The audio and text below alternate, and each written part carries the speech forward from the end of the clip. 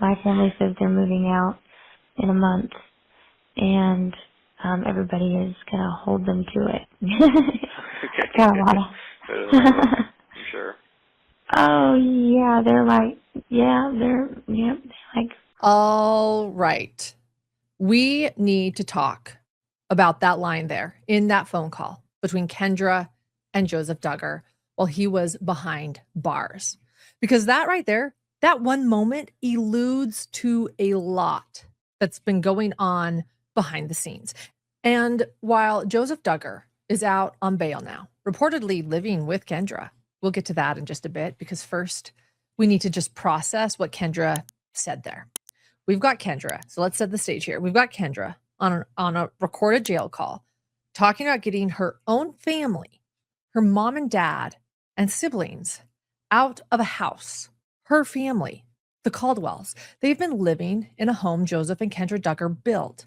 Her mom and dad are living there with Kendra's siblings, her brothers and sisters, some who are as young as Kendra's own children. And she's putting a deadline on it. They need to be out. And she is sounding honestly incredibly snarky about it, all while talking to her husband, Joseph Duggar, a man behind bars charged with abducting a child. And not just any child, but likely a child related to Kendra, likely a child living in that very home. The possible victim of the man Kendra is talking to. Let your mind go there. And you know how when you start like pulling on a loose thread on a shirt, right? And it starts unraveling and it becomes worse. And then you start having regrets that you're pulling this thread, but then you still keep pulling, hoping it's just going to stop. And then all of a sudden there's a hole in your shirt where there used to just be a loose thread. Well, when you start pulling on this thread, it leads to a much bigger story, because we have a reported family feud between the Duggars and the Caldwells that's looking real, and it's looking big and getting bigger, and a situation that just keeps getting more and more complicated. My name is Lauren Mathias, and this is Hidden True Crime.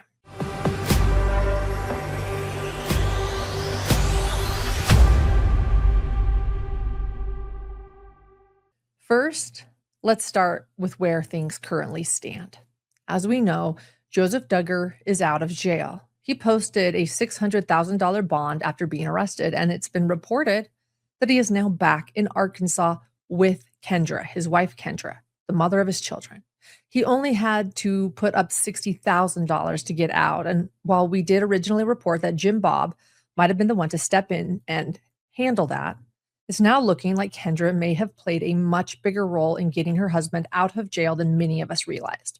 Because while Joseph was sitting in solitary confinement after his March 18th arrest, Kendra was busy, like really busy.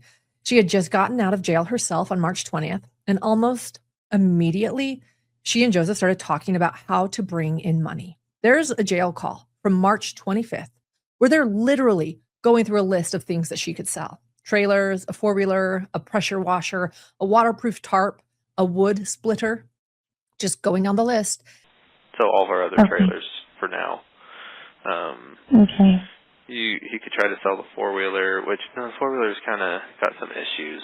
Like the transmission has some really loud knocking noises.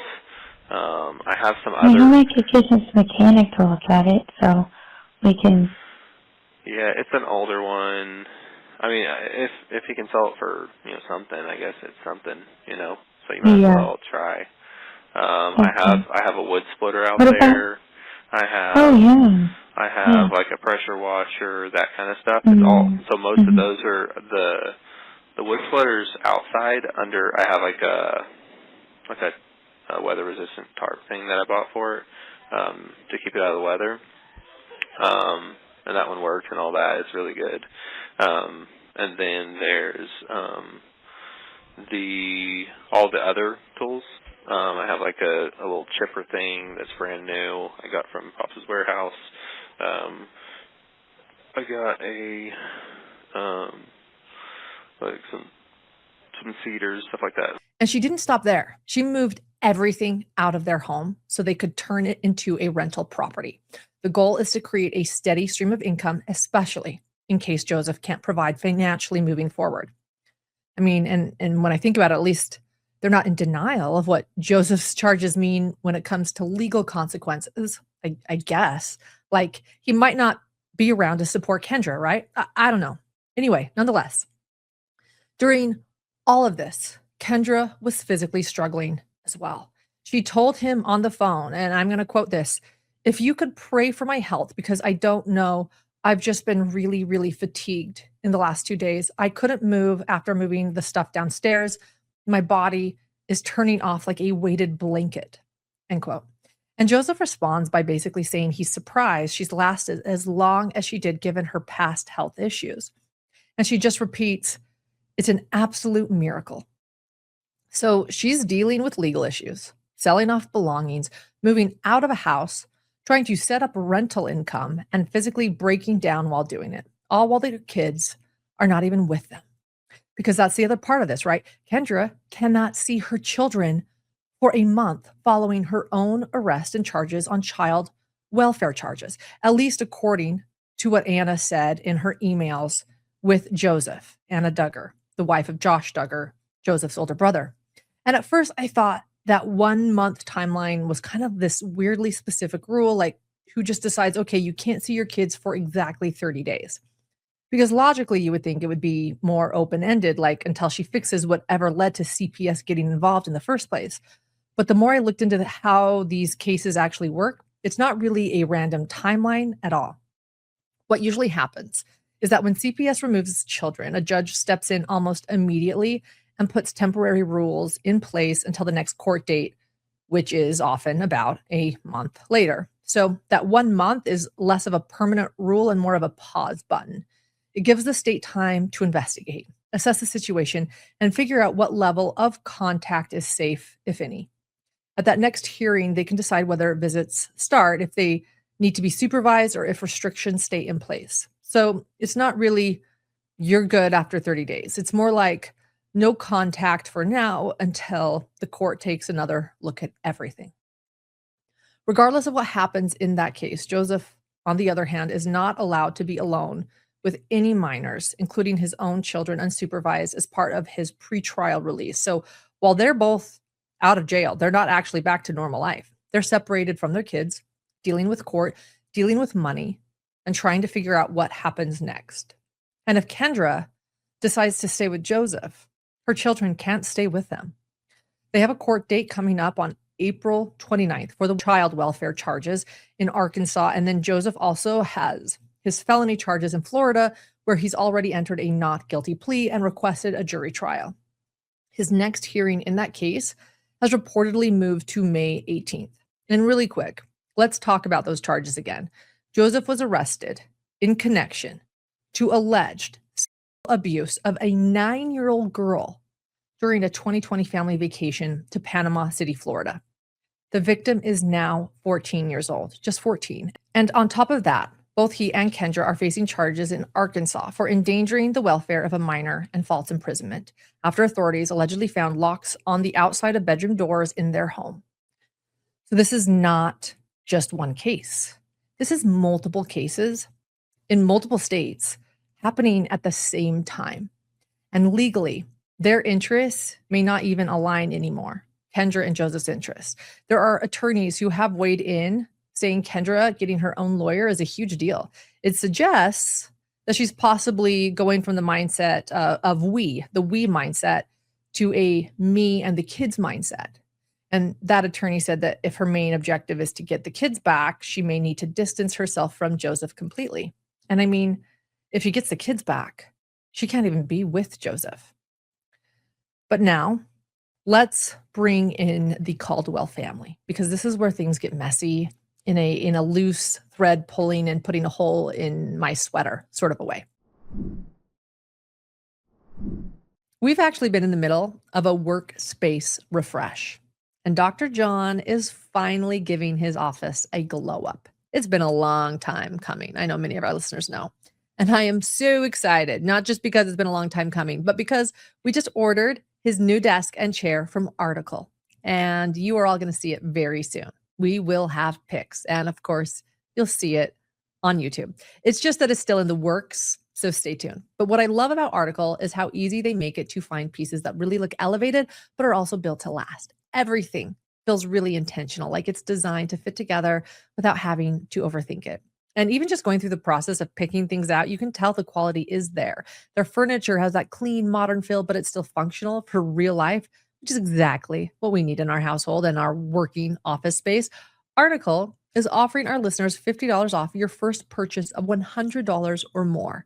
So to claim the offer, visit article.com/hidden, and the discount will be automatically applied at checkout. That's article.com/hidden for $50 off your first purchase of $100 or more. Kendra's parents, Paul and Christina Caldwell, are now asking for help. They created a GoFundMe saying, quote, "My family is facing a difficult and urgent situation. We are in need of support to cover legal fees and secure safe housing. This has been an incredibly stressful time, and we are doing everything we can to protect ourselves and move forward," end quote. They go on to say that the money would go toward legal representation and finding a safe place to live, saying that both are essential for their well-being and peace of mind. They mention needing to rebuild and find safety. And here's the thing, though. The alleged victim in Joseph's case, again, is likely another Caldwell daughter, meaning Kendra's own sister. And while that still hasn't been 100% confirmed, all of the evidence taken together points to that being the case. And that evidence starts with the timing of the Panama City vacation in 2020 and everything that's going on with the Caldwell family. And if it isn't a member of their family, everything else that's happened would be extremely coincidental. So now you have a situation where Kendra's parents are raising money, potentially in connection to a case involving their own son-in-law, who's been charged, and their own daughter, who is a victim. And to understand how we even got here, we have to go back a few years. Well, Paul Caldwell is a mechanic. He also used to be the Duggar's pastor. Yeah, their pastor. And the church provided him housing and a salary. But eventually, things fell apart, to say the least. There were major conflicts between Paul and Jim Bob Duggar. It's been said that a lot of this centered around IBLP teachings. We've talked a lot about those teachings in our past episodes.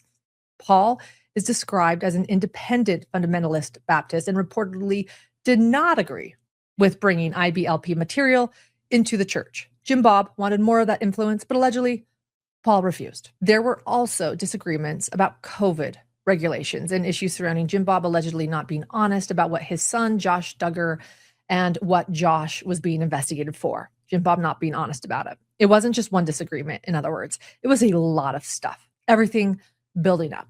And ultimately, all of this boiled over and affected the church. Jim Bob allegedly swayed the other church elders to push Pastor Paul Caldwell out. I don't know the details, but it sounds honestly, from what I'm learning and what I have learned, a bit like a smear campaign headed by Jim Bob. But again, I don't know, reading between the lines. But what I do know is that Pastor Paul Caldwell lost his position. Thus, he lost his housing, he lost his income, and his reputation was damaged. According to this account, they essentially lost everything. But after that, Joseph and Kendra, they stepped in. They gave her parents, Kendra's parents and young siblings, a home, or at least that's how it was presented publicly. But who knows the inside workings? Reportedly, though, Joseph and Kendra sold a house they had built for themselves to Kendra's parents for $10,000 in 2021, which is extremely cheap, right? I'd love a $10,000 house. But then things changed again. It's been reported that last year, Joseph and Kendra parceled off part of the land and essentially took the house back out from under them, but without their knowledge, without Kendra's parents' knowledge. Then they started subdividing the property into multiple parcels. At some point, the house was transferred back to Joseph and Kendra in 2025 for $0.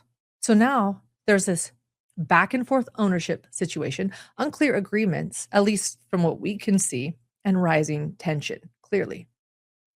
So then can you imagine, just imagine how it must have felt when Paul Caldwell allegedly finds out that one of his daughters was allegedly victimized by Joseph Duggar on a family vacation, nonetheless, where you're supposed to be making core memories and having fun and feeling safe. And that seems to be the breaking point. It makes sense. So now let's go back to that jail call we started this episode with.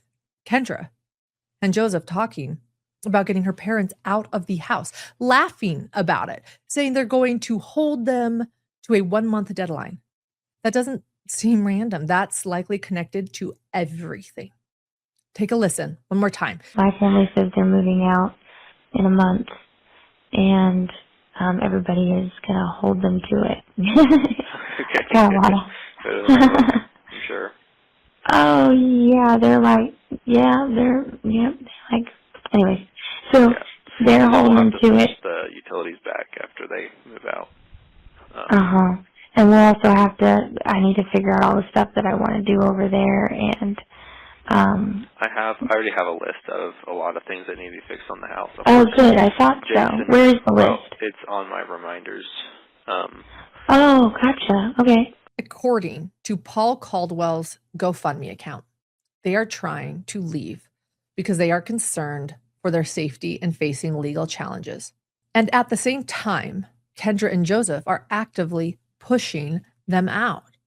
And yes, while the Caldwells had already mentioned moving in Facebook Marketplace posts before the news about Joseph broke, yes, that's true.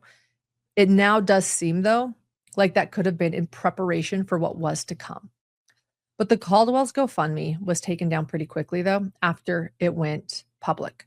But not before people grabbed screenshots, and there's a few different reasons that could explain why it was possibly pulled. Some people think it was a mass reporting, which definitely can happen, especially in a high-profile situation where a lot of people have strong opinions and have taken sides.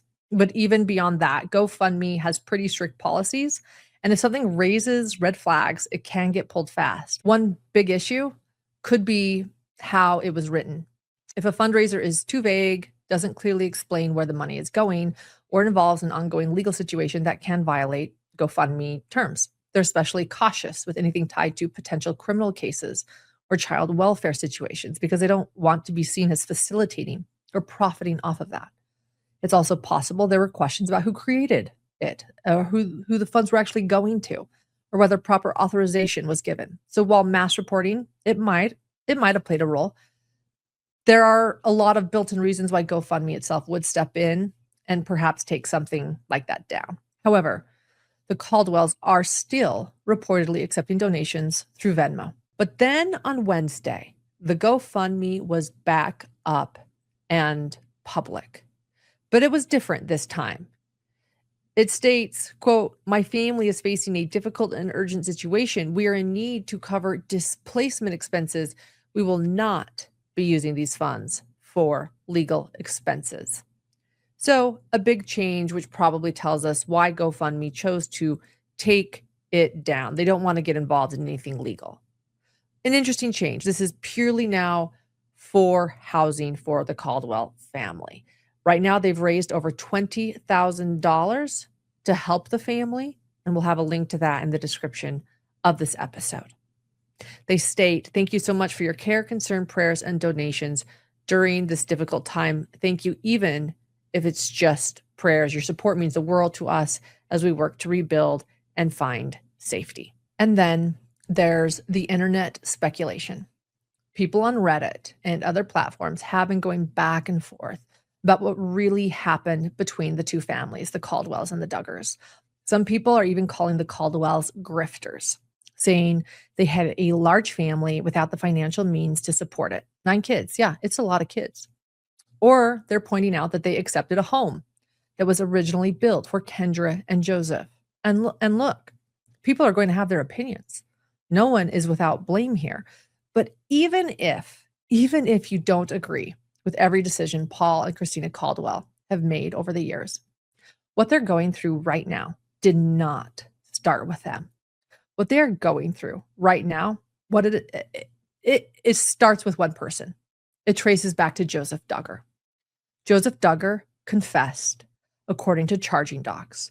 Joseph Duggar was charged with abusing a child.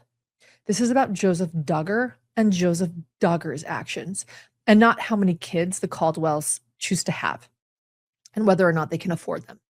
From everything that's been reported, if Paul is the victim's father, he did what any father should do. He reported sexual abuse involving his child, regardless of who the accused was, regardless of the public backlash he knew he might face, regardless of the private backlash he knew he might face. That is not an easy decision, especially knowing it could completely blow up his older daughter, Kendra's life. Again, she's married to Joseph, Duggar, the accused, and Kendra and Joseph's children are Paul and Christina Caldwell's grandchildren. And now it seems like the fallout from that decision to speak up for a victim, a child victim, to speak up for the abused, has displaced the entire Caldwell family. They are being pushed out of their home during an already incredibly sensitive time, not just for them, but especially for the victim, who is still a child and facing the pain and cost of what it means to speak up and tell the truth. I hope she knows that she did the right thing and never second guesses herself. And that's the part that gets lost in all of this. There is a young girl at the center of this who is dealing with something incredibly serious. And now on top of that, her entire world is changing. Her family is under stress. They're potentially being forced to move. There's tension with her older sister. She may feel like people are upset with her or like she caused this, which is something no victim should ever feel. But those ripple effects are being made worse by the way the situation is being handled. Because instead of focusing on her and her needs and her healing, Kendra is focused on Joseph. And that's hard to ignore. In a situation like this, you would expect her to be supporting her little sister, an alleged victim, making sure she feels safe, believed, and protected, not spending that time on the phone reassuring the person accused of causing all of this. There's a part of running a business that no one really talks about, and it's all the back end stuff. Payroll, onboarding, HR, the kind of things that can quietly eat up hours of your week if you're not careful. And that's why tools like Gusto make such a difference. Gusto is online payroll and benefit software built for small businesses. It's all in one, remote friendly, and incredibly easy to use. So you can pay, hire, onboard, and support your team from anywhere. So instead of juggling spreadsheets and trying to keep track of everything manually, Gusto handles things like payroll tax filing, direct deposits, and even onboarding docs, all in one place. It just takes a lot of that friction out of running a business. Try Gusto today at gusto.com/hidden and get 3 months free when you run your first payroll. That's 3 months of free payroll at gusto.com/hidden. One more time, gusto.com/hidden. In addition to everything we've already talked about, there have been other hints that this situation is related to the Caldwells as well. One being that they've seemingly removed group photos with Kendra from their Facebook page. Yeah, remove photos. Take a look. Family photos, public family photos on Facebook, and no Kendra. They have a total of 9 children. There are 8 kids in the photo when there should be 9. Kendra's missing. There was also something else in the jail calls that makes it seem like Kendra wants to pull away not only from her parents, but from her siblings as well. In one call, Kendra tells Joseph that they no longer want Timmy working as a cleaner for their Airbnb listing. And people online are speculating that this Timmy is referring possibly to Kendra's teen brother, Timothy. So, okay, let's zoom out now and let's look at everything together. That is where things stand. Joseph is out on bond facing serious felony charges. Kendra is dealing with her own charges, separated from her children and possibly changing her legal strategy. Their kids are out of their custody. They don't have their children. Their home is being turned into a rental. Assets are being sold off. The Caldwells are trying to secure housing and legal help while being pushed out of their home. And in the middle of all of this, there are recorded jail calls where these decisions are being discussed in a way that at times feels surprisingly casual. And it seems that while we were all originally worried that Kendra might not recognize her options and that she knew that she could leave Joseph Duggar if she chose, now it seems that not only is Kendra standing by her man, that's what we were worried about, but now it's more. She is seeming to be turning her back on the family who raised her and likely distancing herself from the victim herself. And what is the Duggar family narrative in all of this? I ask because clearly Kendra is spending all of her time with the Duggars. We learned that on the jail calls too. The Duggars are rallying around Kendra. They're housing Kendra, supporting Kendra, feeding Kendra, and taking care of Kendra. Might I dare add, controlling Kendra. Yeah, controlling Kendra. I don't say that lightly. Many have speculated on a recent email that we read on our previous episode, an email between Jim Bob Duggar to Joseph Duggar while he was in jail before he was bailed out. And we've discussed how that email from his dad mentions Joseph's terrible decisions. Terrible. And the question is, what exactly does Jim Bob mean by terrible decision? Is he talking about the crime itself? Or is he talking about Joseph confessing and getting caught? Because some of you had a very strong reaction to that one line about terrible decisions. One of you wrote in comments on our episode, when Jim Bob tells Joseph that he had made terrible decisions, I don't think he was talking about the horrible and disgusting things he had done to the little girl. I believe that he was talking about Joseph having confessed to the molestation twice and law enforcement being able to hear his confession the second time around. Now they won't be able to cover up for him and he will have to face the consequences. End quote. And then another one of you wrote this comment on our episode. Is Jim Bob considering the bad decision to get the crime itself or simply the admission on the phone? I'm not sure what the bad decision is that he is referencing. And here's another comment from one of you, our listeners. Quote, do you think that maybe when they say they are praying for the victim, they mean Joseph and not the actual victim? The statement is super vague, and I feel like they could see him as a victim of persecution. And thank you for your comments.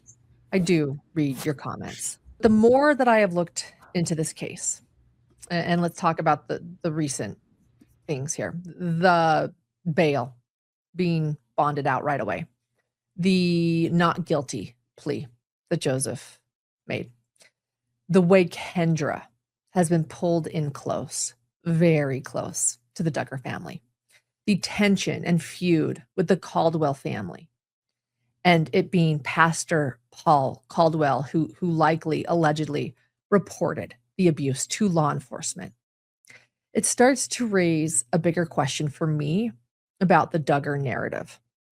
Is this about accountability, or is this about control, loyalty, and choosing sides? Because what we may be watching unfold here isn't just a criminal case. It's a family fracture. And maybe even a quiet punishment of the people who did speak up, and a desire to punish the Caldwells and put distance between Kendra and her parents after Pastor Paul Caldwell did what a good father should do, tell police and get Joseph to confess. So I'll ask you the same question that you asked me. When Jim Bob says to Joseph he's made a terrible decision, what do you think he means in that email to his son behind bars? And we do, again, read the comments. So thank you for sharing your thoughts. And the biggest question now is what happens next? Does Kendra continue to distance herself legally from Joseph while staying emotionally aligned with Joseph? What happens to the Caldwell family as they try to stabilize things for the family? And how much more is going to come out as both of these cases move forward? Because If this is what we're seeing before everything is fully on the table, there's likely a lot more still underneath the surface. And the thing about secrets is, once they start to surface, they usually don't stop. At the end of the day, though, this is not just a legal story or internet drama. There are real people, real consequences, and a child victim at the center of it who deserves to be the priority over everything.